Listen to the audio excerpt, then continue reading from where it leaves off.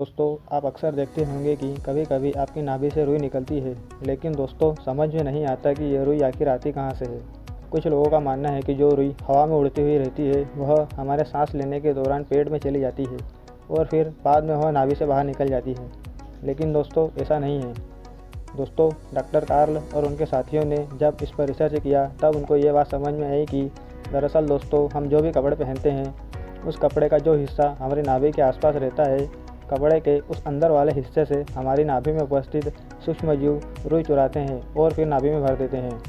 Research में यह भी पाया गया है कि पुराने कपड़े पहनने पर कम और नए कपड़े पहनने पर ज़्यादा रुई जमा होती है।